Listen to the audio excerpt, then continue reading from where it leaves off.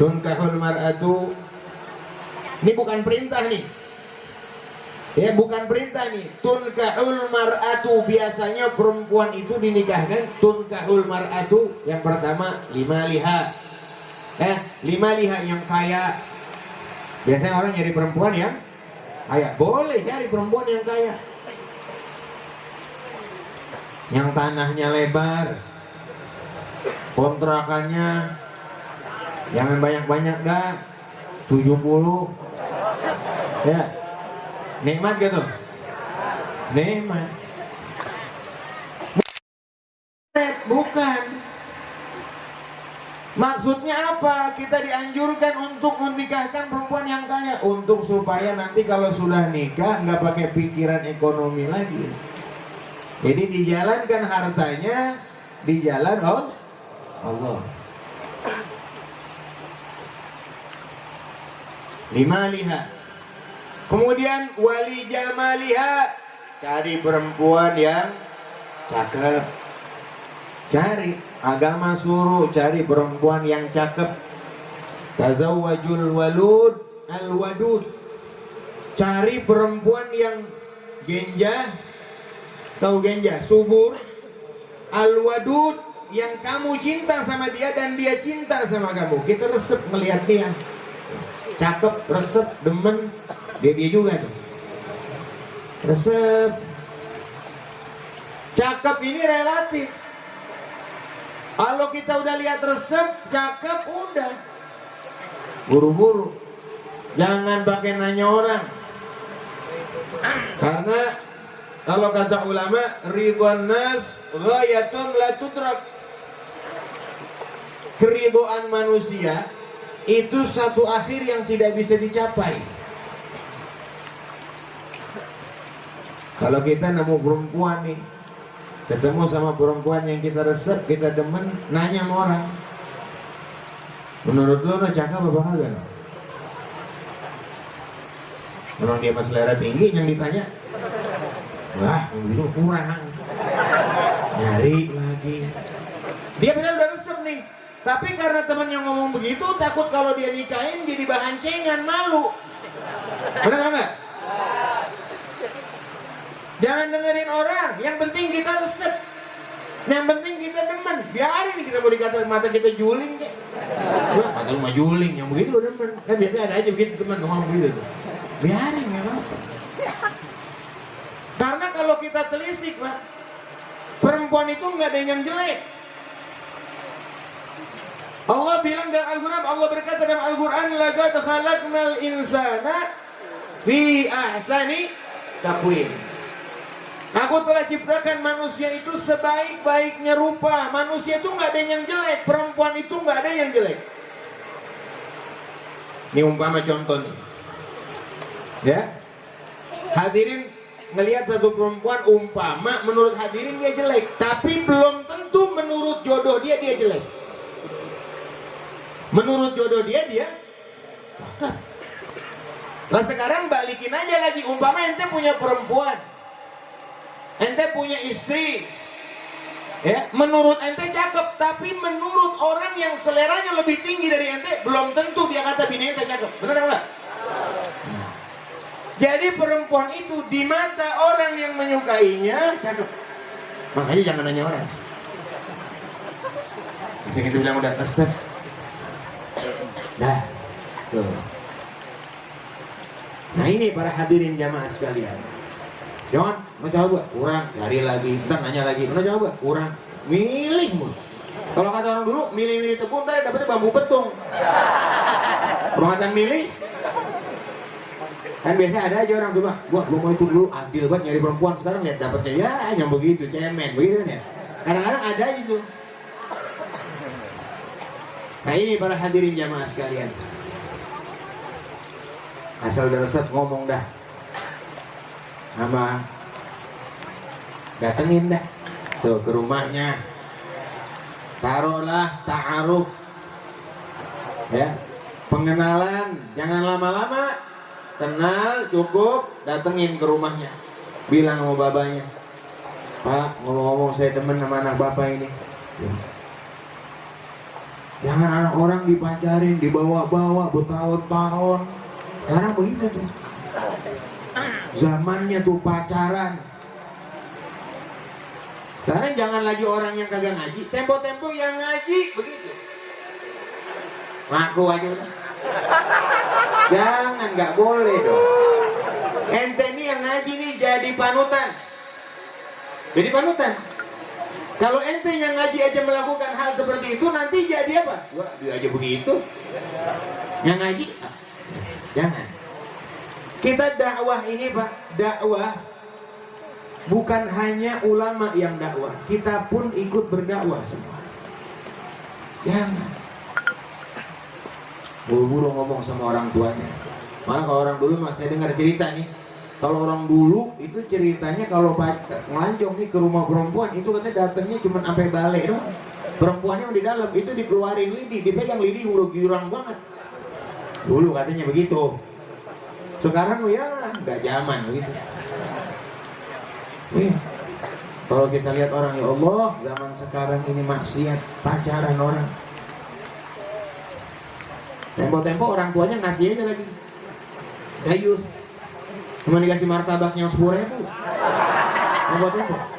Pak, saya bawa anak bapak ya. Iya udah lu bawa gimana kemana gitu? Mana tuh? Ya Allah. Orang tuanya begini. Kalau orang tua yang seperti itu nanti jangan lagi surga, baunya nggak nyium. Kalau kita anak kita didemenin sama seorang laki, panggil tuh laki sini tong. Lu demen sama anak gua, iya. Jangan lo mainin. Lu kalau demen sama gua, lu kawinnya. Begitu. Nggak pakai mahal-mahal, nggak pakai ribet-ribet, anak gua kawin. Sekarang ya jadi. Nah dulu Imam Syafi'i gimana ceritanya? Iya kan? Imam Syafi'i dulu dalam cerita kan begitu kita dengar dari madrasah itu cerita. Memang kalau biasanya kalau ilmu yang dari kecil kita dengar sampai gede, alhamdulillah nggak lupa. Imam Syafi'i kan begitu. Ngambil apel di kali ini udah nganyut, nih apel udah nganyut. Diambil dimakan, begitu beberapa hari Imam Syafi'i ngapalin hadis kagak masuk-masuk. Dicari kenapa nih nggak masuk-masuk ngapalan hadis. Biasanya Imam Syafi'i itu dalam riwayat Pak, itu kalau baca kitab Al-Muwatta itu beliau kalau buka lembaran baru, lembaran yang di sini ditutup dulu nih. Kenapa sebabnya? Karena beliau kalau ini dibuka ini langsung hafal. Takut keder, makanya ditutup. Ini dulu ditutup. Supaya apa? Supaya ngapalnya nurut. Saking pinter, cerdasnya Imam Syafi'i itu. Nah begitu abis makan apel yang ngalir di kali itu dimakan sama Imam Syafi'i, tahu-tahu hafalannya beberapa hari nggak kuat. Kenapa dicari?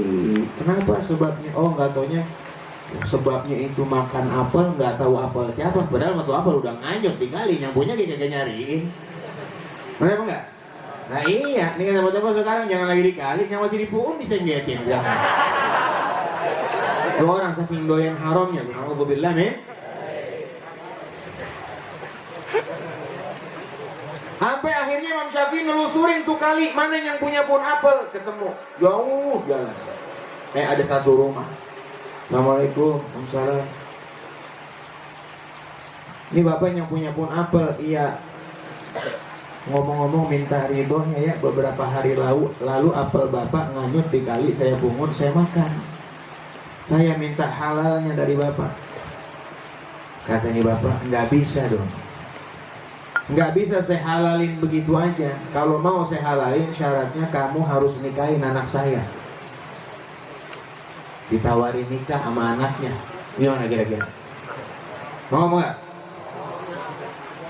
Kata bapaknya, tapi anak saya buta, budek, gagu, kemper tangannya, gempor lagi. Apa yang mau diharap? Nah, kalau yang model gitu itu kabur. Mana lu mau maafin kagak? Tapi Imam Syafi'i saking pengen halalnya beliau katakan siap. Yang penting bapak halalkan apel yang saya makan. Tuh Imam Syafi'i radhiyallahu. Imam kita tuh, imam madhab kita tuh, warok orangnya. Imam Syafi'i biar kenal nih, namanya Syekh Muhammad bin Idris Asy-Syafi'i radhiyallahu Kenapa dinamakan Asy-Syafi'i? Karena kakek buyutnya ada yang bernama Syafi'. Nah, kakek buyutnya yang bernama Syafi' itu adalah sahabat Nabi Muhammad SAW. Beliau bangga mempunyai kakek yang menjadi sahabat, makanya dinisbatkan kepadanya Asy-Syafi'i. Namanya aslinya Muhammad bin Idris.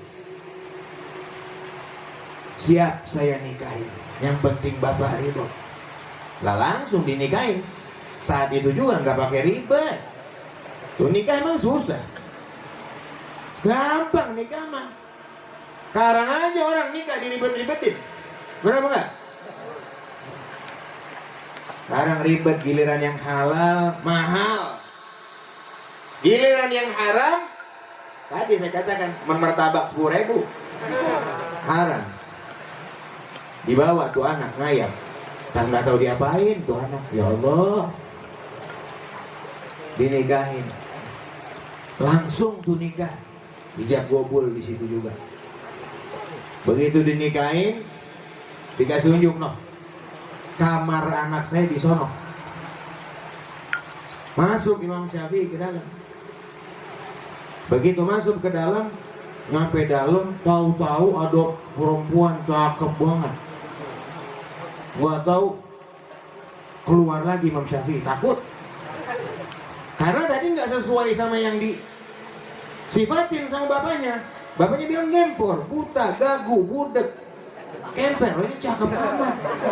Keluar lagi Imam Syafi'i buru-buru menghadap bapaknya.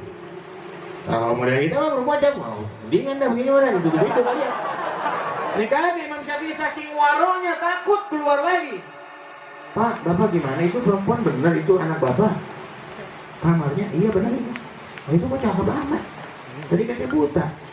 Buta maksudnya anak saya nggak pernah ngelihat yang haram. Budek maksudnya anak saya nggak pernah dengar yang haram. Gagu nggak pernah ngomong yang haram. Kemper nggak pernah nerima barang haram. Gempor nggak pernah jalan ke tempat yang tuh pilih perempuan yang begitu. Mau nyari perempuan diajar organ tunggal. Yang mau bener dapat perempuan begitu. Di mall, kita ke mall lah. Nyari perempuan nyuci mata dikit. Bukan nyuci mata, ngeres. Nyuci mata. Nah ini para hadirin jamaah sekalian tuh. Balik kepada tadi, jadi cari perempuan yang cakep boleh. Kemudian yang ketiga kata Nabi, cari perempuan yang turunannya bagus. Turunan bagus. Anak ustadz, ya alhamdulillah nih Sa'i dapat anak ustadz. Alhamdulillah. Tinggal di lingkungan yang Masya Allah, lingkungan pengajian semua. Ini cari juga tuh perempuan yang lingkungannya baik, tetangga-tetangganya baik, lingkungan pengajian, apalagi bapak emaknya, bapaknya ustadz, emaknya taat, itu pilih yang begitu, keturunan yang bagus. Hasad. Yang terakhir walidiniha, yang paling penting cari perempuan yang solehah, yang ada agamanya. Maksudnya ada agamanya, didikan agamanya kuat. Biarin nggak dapet yang 3 awal, umpama fadfar bidzatiddin taribat yada, kata Nabi SAW. Maka bahagialah, sukseslah seorang lelaki yang mendapatkan perempuan yang solehah, yang ada didikan agama. Karena didikan agama tidak hilang walaupun dengan berjalannya waktu. Kalau cakep, mungkin sekarang cakep. Ntar kalau udah kira-kira tua mah ya. Iya, kan begitu. Apalagi tempo-tempo. Kan kemarin baru saya terangin di pengajian. Perempuan makan sifatnya seperti dunia, sama. Awalnya doang bikin indah. Ini kalau perempuan yang gak soleha nih, wah dandanannya mah cakep, waktu jadi perawan mah. Iya, matching di mana-mana cakep, dandan kayak bibir merah, nggak boleh tuh. Ya, perawan sekarang banyak kan bang berbibir merah, padahal nggak boleh tuh, haram hukumnya, nggak boleh. Dimanis-manisin, entar aja kalau selalu jadi laki, udah jadi bini, Udah. Ya, mau dandan kira ada awang. Paling kalau mau kondangan doang dandan. Tuh kalau perempuan yang kurang open melaki, nggak soleha begitu. Kalau kita mau kondangan aja 3 jam dandan kagak pindah dari kaca. Coba kalau ngadepin laki, ya dasar sambungan. Mana tempel koyo, baunya minyak angin, ya. Mestinya kan kalau perempuan yang soleha dipandang laki selalu nyenengin, ya. Dan yang cakep, pakai tuh bibir merah, pakai pacar, pakai sifat mata, biar wangi. Tuh perempuan dandan kalau depan laki. Begitu kudunya. Ntar laki mau pulang nih kerja nih, tungguin. Ya. Tungguin laki. Begitu pulang kerja, bang mau apa bang?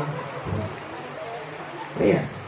Begitu pulang kerja, ya Allah abang baru nyampe, copotin dasinya. Oh, begitu. Gimana bang, ngojek rame?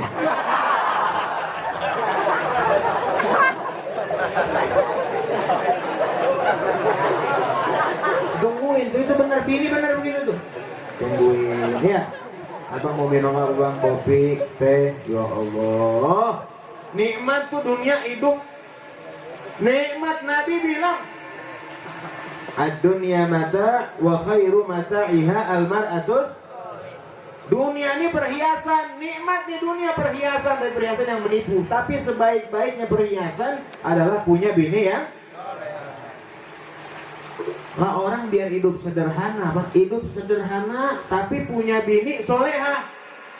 Umpama pulang ngojek dapat duit 20.000, ngomong sama bininya, malu gua dapat duit 20.000 ini. Emang bininya soleha, ya Allah bang, abang gak usah pakai mikirin. Alhamdulillah kita masih dapat bang 20.000. Yang lain ada yang ngojek dapat 10.000 bang. Yang penting saya mah abang sehat. Yang penting saya abang rajin ibadah. Alhamdulillah saya bersyukur dapat laki abang. Yang buat besok-besok belanja, kadang-kadang saya ada no kembalian yang kemarin-kemarin abang suka kasih belanja, saya simpen no, masih ada bang, simpenan abang, jangan pakai takut bang. Wah Allah, bininya begitu. Laki begitu beleg aja jatuh ya. Yang begitu kalau belum mati jadi kubur tuh. Nikmat gak begitu? Nikmat gak? Nikmat. Abang capek, abang mau dipijit, abang mau minum abang. Yang kalau makan nungguin. Bini tuh, adabnya istri kepada laki begitu. Makan tuh tungguin. Laki ntar perlu apa-apa jadi gegagawakan. Nah iya. Abang butuh apa bang? Tungguin di situ. Jangan laki minta makan. Halo makan. Ini doa sendiri apa? Omongan banget lagu. Ya Allah. Pulang dari mana-mana ngojek. Assalamualaikum. Waalaikumsalam. Malam ini ngojek dapat 20.000 ini. Gua, abang mau gimana sih bang? Abang kemana aja ngojek? Abangnya juga sih goblok ngojeknya bang. Yang baik. Oh, so. Nikmat ke begitu? Biar kaya orang kalau punya bini yang kagak soleha nggak nikmat. Nggak nikmat, tidak ada kenikmatan. Makanya cari perempuan yang soleha. Cari yang didikan pesantren, ada didikan agamanya, cari. Kalau perempuan mau nyari laki, mau nyari suami, cara itu cuma satu, cari calon suami yang bertakwa dah. Satu dan pesan Sayyidina Hasan tuh begitu. Zawijha biman yattaqillah.